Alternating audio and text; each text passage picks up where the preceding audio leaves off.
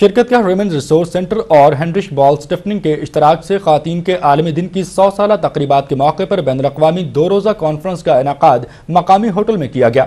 آئیے اس حوالے سے دیکھتے ہیں ہمارے نمائندے احمد قریشی کی یہ رپورٹ۔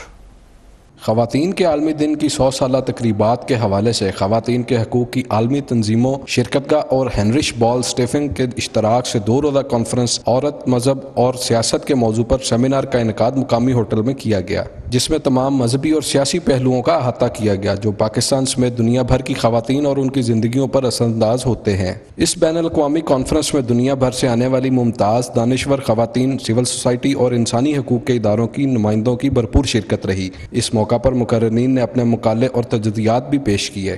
سیمینار میں ان مسائل کا بھی جائزہ لیا گیا جو مذہبی استحقاق رکھنے والے اداروں اور معاشرے میں ریاست کی مذہبی تشریحات اور رسم و رواج کے حوالے سے پوری دنیا میں خواتین کے مسائل و مشکلات میں اضافے کا باعث بنتے ہیں۔ ریاستی اداروں اور مسائل کو مذہبی نظریات کے ساتھ ملا کر ایسے استعمال کیا جاتا ہے جو لوگوں کے ذہنی رجحانات میں خواتین کے خلاف بگاڑ کا سبب بنتے ہیں۔ اسٹار ایشیا سے گفتگو کرتے ہوئے خواتین نے کہا کہ ابھی بھی حکومتی سطح پر خواتین کے حقوق کے لیے اقدامات کرنے کی اشد ضرورت ہے۔ خواتین کے حقوق کے لیے جو ایکٹس یا لاز پاس ہوتے ہیں یا بلز انٹروڈیوس ہوتے ہیں، ان کا بھی جو ہوتی ہے تقدیر وہ ویسی ہی ہوتی ہے جو باقی لاز کی ہے کہ امپلیمنٹیشن میں بڑے سیریس فلاز ہیں۔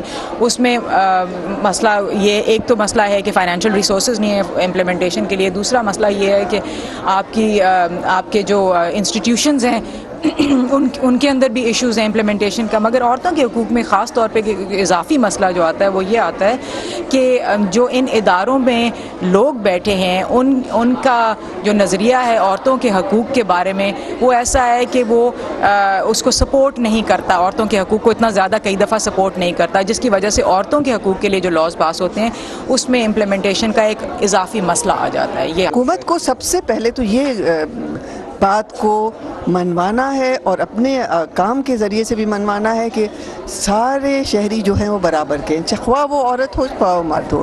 دیہی علاقوں میں مرد و بچوں کی بھی مسائل ہیں، لیکن جب تک کہ وہ ہر عورت کو اور ہر شہری کو اس کا مستحق نہیں سمجھتی کہ ان کو پوری ساری مواقع ملیں تو کہیں بھی ہم نہیں پہنچیں گے، ہم ملک بھی کہیں نہیں پہنچے گا۔ I think it is a very important issue to study. Not only in Pakistan but in other countries as well. And I think the problem is, as Farida Shahid just said in her presentation, it is not a problem of religion per se, because I don't think that religion is women unfriendly. It is a problem of privileging particular perspectives on religion and religious practices, and there are many religious practices that suppress women, and that is a problem, I think. But I also think that you can also rely on religion in order to promote the rights of women. I think they should listen to the women.